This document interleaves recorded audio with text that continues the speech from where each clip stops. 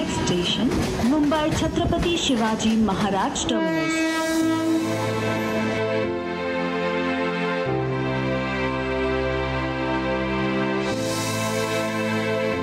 Kurla sports क्लबची स्थापना स्वातंत्र्यपूर्व काळात 1946 साली झाली।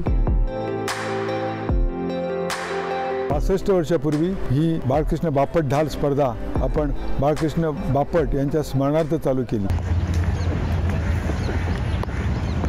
सुरुवातीच्या काळात 1955-56ला जेव्हा पहिली स्पर्धा झाली त्या स्पर्धेचं नाव होतं कुर्ला शील्ड। पण 2 वर्षानंतर जेव्हा बापटांचं निधन झालं तेव्हा त्यांचे चिरंजीव श्रीनिवास बापट यांनी सांगितलं की मी माझ्या वडिलांच्या स्मरणार्थ ढाल देऊ इच्छितो। आणि मग त्यावेळच्या मॅनेजिंग कमिटीने असा निर्णय घेतला की ह्या स्पर्धेला आपण बाळकृष्ण बापट ढाल स्मृती स्पर्धा असं नाव देऊया। या स्पर्धेचा इतिहास असा आहे, ह्या स्पर्धेने भारताला दिलेला पहिला कसोटीपटू म्हणजे आमच्या कुर्ल्याचा बलविंदर सिंग संधू। एका बक्षीस समारंभाला एका पाहुण्यांनी आम्हाला असं विचारलं होतं की बापट शील्ड खेळून कोण भारतासाठी खेळला। आम्ही निरुत्तर झालो होतो, कारण का JK स्पोर्ट्स क्लबकडून करसन गावरी, सलीम दुराणी, मोहिंदर अमरनाथ खेळले, पण ते मुंबईतून नाही आलेले, ते भारतासाठी खेळलेले क्रिकेटपटू होते। तर आम्ही पहिला क्रिकेटपटू जो दिला या स्पर्धेच्या माध्यमातून तो होता बलविंदर सिंग संधू।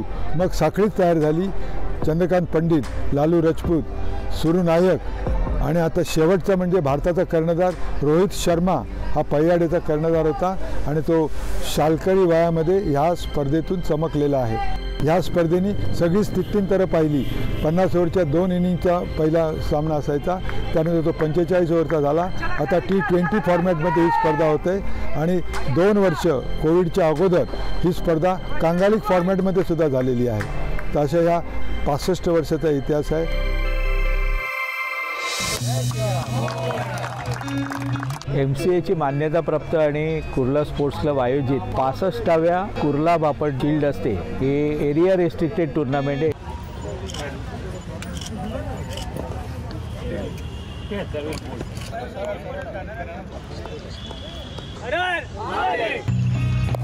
गेले अनेक वर्ष ही स्पर्धा अतिशय पॉप्युलर आहे आणि या स्पर्धेच्या माध्यमातून मुंबई क्रिकेट असोसिएशनचा ज्युनियर टुर्नामेंटचा हंगाम सुरू झालेला आहे। तर ज्युनियर स्पर्धा सुरू करण्याचा पहिला मान कुर्ला बापट या स्पर्धेला मिळालेला आहे। त्याच्यामध्ये जवळजवळ 30 संघ आहेत आणि T20 फॉर्मॅटमध्ये ही स्पर्धा आहे, त्यामुळे ही स्पर्धा चांगली रंगेल अशी आशा आहे। खास उल्लेख करावासा वाटतो याचे जे धडाडीचे संयोजक आहेत कुर्ला स्पोर्ट्स क्लबचे डॉक्टर नाझीर दबे आहेत आणि त्याचबरोबर याचे मुख्य जे कार्यवाहक आहेत ते प्रल्हाद नाखवा सर जे आहेत, ज्यांना आम्ही आदर्श मानतो स्पर्धा भरवण्याच्या बाबतीत, स्पर्धा आयोजनाच्या बाबतीत।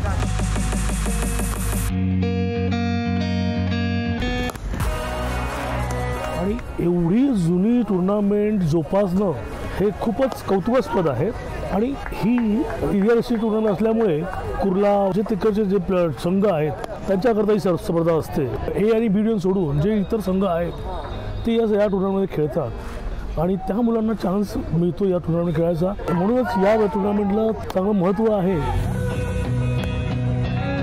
या स्पर्धेमधून चांगले क्रिकेटपटू आज आपल्या मुंबई संघाला मिळाले आहेत। पूर्वी या स्पर्धेमध्ये मोठमोठ्या सिनियर टीम्स खेळायच्या। ही एक ज्युनियर लेवलची एक उत्कृष्ट स्पर्धा आहे आणि ही स्पर्धा आज पूर्वी 45 ओव्हरच्या गेममध्ये खेळली जायची, आज आपण तिला थोडा T20मध्ये आणलेलं आहे, जेणेकरून मुंबईला T20मध्ये चांगले क्रिकेटर्स मिळतील। आज माझ्यासमोर संजीव महाडकर सर सुद्धा बसलेले आहेत। सरांच्या क्लबने सुद्धा या टुर्नामेंटची फायनल मारलेली आहे। पूर्वी या टुर्नामेंटला अतिशय मोठमोठे क्रिकेटपटू खेळलेले आहेत।